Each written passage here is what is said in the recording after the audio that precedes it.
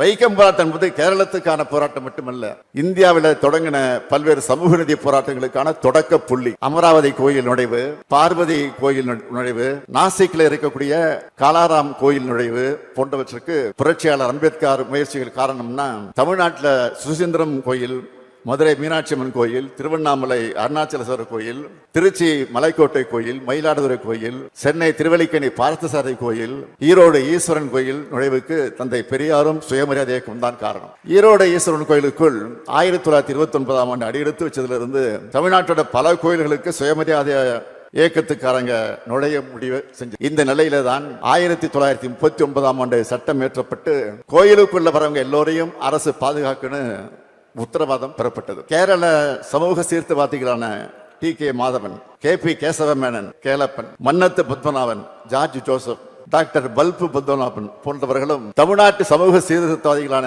தந்தை பெரியார், கோவை ஐயாமுத்து, எம்பெருமாள் நாயுடு, தங்கபெருமாள், நாகம்மாள், கண்ணம்மாள் போன்றோரும் ஒன்னா சேர்ந்து நடத்தின போராட்டம் தான் வைக்கம் போராட்டம்.